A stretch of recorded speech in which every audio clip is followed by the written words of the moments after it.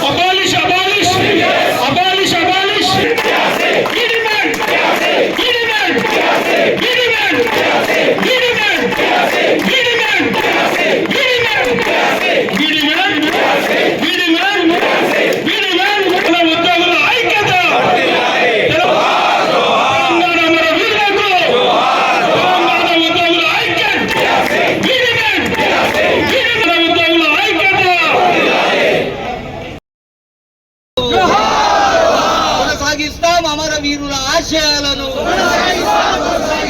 ఉద్యోగుల ఐక్యత విడుదల చేయాలి. పీఆర్సీని వెంటనే, హెల్త్ కార్డులని వెంటనే, హెల్త్ కార్డులని వెంటనే, హెల్త్ కార్డులని వెంటనే. హైదరాబాద్ జిల్లా ఉద్యోగులు విక్రమ్ గారు, మళ్ళీ మా ఆధ్వర్యంలో టీచర్స్, అలాగే వర్కర్స్, పెన్షనర్స్, అలాగే సిపిఎస్ ఉద్యోగులు అందరూ కూడా ఆశయాలను రాష్ట్ర ప్రభుత్వ ఉద్యోగుల నిరసన కార్యక్రమం రాష్ట్ర వ్యాప్తంగా జరుగుతా ఉంది. రాష్ట్ర గౌరవ ముఖ్యమంత్రి గారు, గౌరవ మంత్రులు మీరందరూ కూడా మా పైన దయ ఉంచండి, మమ్మల్ని చూడండి. మేమంతా కూడా ఉద్యమకారులం.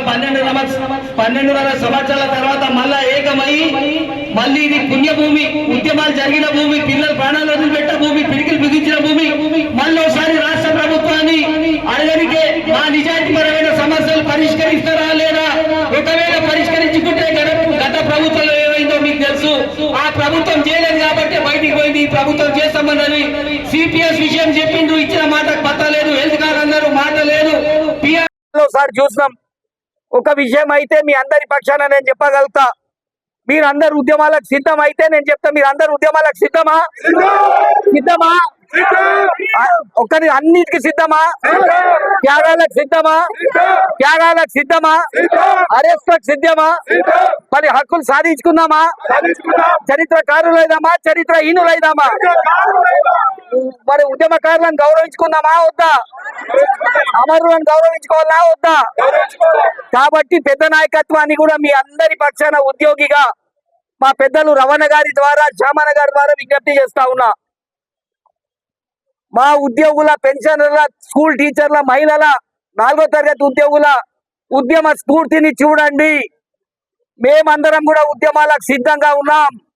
మేం రాష్ట్ర ప్రభుత్వానికి వ్యతిరేకం కాదు, కానీ నిజాయితీ పరంగా రావాల్సిన మా హక్కులని కొల్లగొడితే ఖచ్చితంగా ప్రభుత్వానికి మరి ఉద్యమాలే శరణమైతాయని చెప్పి వీళ్ళందరి పక్షాన నేను విజ్ఞప్తి చేస్తా ఉన్నా. రాష్ట్ర నాయకులను కూడా మరోసారి అడుగుతా ఉన్నా, వారిని రిక్వెస్ట్ చేస్తా ఉన్నా. మీరు అన్నారు మీరు ఒక ఉద్యమ కార్యక్రమం చేయండి, ఉద్యోగులను చూసామన్నారు. ఉద్యోగులను చూసి ఇందాక పెద్దలు శ్యామన్న గారు చెప్పిండ్రు. సెక్రటేరియట్ మొత్తం దిగ్బంధమైంది. 3000 మంది ఉద్యోగులు, సెక్రటేరియట్ లో ఉన్న ఉద్యోగులు, మహిళలు, పెన్షనర్లు అందరు కూడా అమరులను గుర్తు చేసుకొని మరోసారి పిడికిలు బిగించిండ్రు. భీమా భవన్ లో ఉద్యోగుల సునామీ వస్తుంది.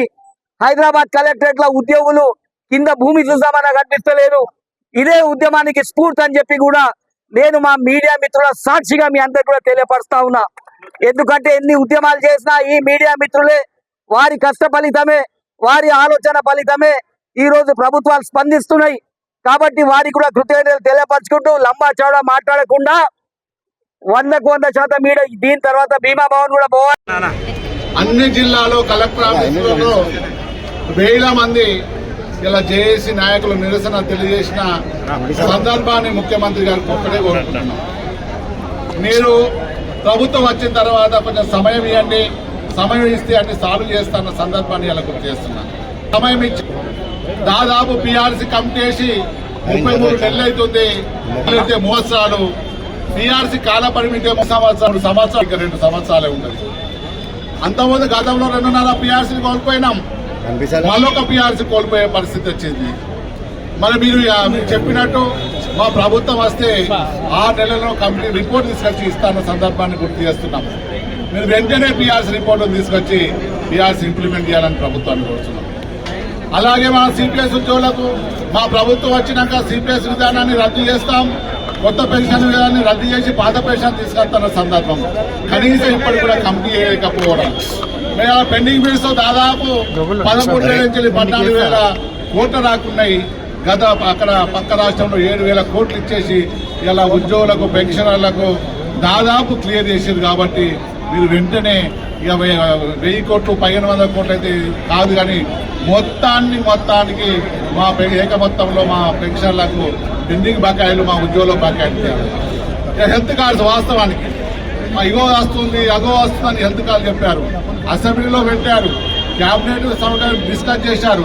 కనీసం ఇలా హెల్త్ కార్డు ఇవ్వకపోవడం చేయాలని మేము ప్రభుత్వాన్ని ఒకటే కోరుతున్నాం.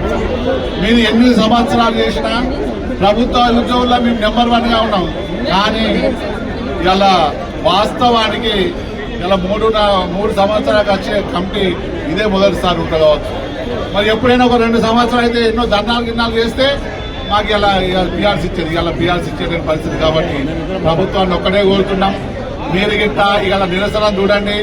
మీరు నాయకులను కంట్రోల్ చేస్తే ఉద్యోగులుగా వాళ్ళు ఒక్కటే ఇలా ఉద్యమాలు చేసే రోజులు వచ్చేసినాయి. మీరే చూసారు మీ ఎలక్షన్లప్పుడు వాళ్ళు గతంలో ఇవ్వలేదు. కాబట్టి మీ అందరూ పోస్టల్ బ్యాగ్ కూడా కోర్టు నుంచి తీసుకొచ్చి చాలా మంది అలా రేవంత్ అన్న వస్తే మాకు అన్ని సమస్యలు పరిష్కారం కనీసం మీరు అప్పుడు 3,000 కోట్లు ఉంటే ఇలా 14,000 కోట్లు అయింది. మీరు ప్రభుత్వ ఉద్యోగులను మేమందరం కష్టపడితే నెంబర్ 1 ఉంటేనే ప్రభుత్వాలు నెంబర్ 1 గా ఉంటాయి. మీ ప్రజలు ఉద్యోగులను వేరు చేయకండి దయచేసి. మీరు ఇవన్నీ లేకపోతే మే 5th రోజులో రిలే నిరాహార దీక్ష ఉంటుంది. కాబట్టి జేఏసీలో ఇచ్చిన పిలుపు మేరకు లక్షల మంది ఉద్యోగులు కదిలొచ్చినందుకు ఉద్యోగులందరికీ ఉద్యమ అభినందనలు తెలియజేస్తూ ముగిస్తున్నాను. జై తెలంగాణ, జై టీజేఎస్.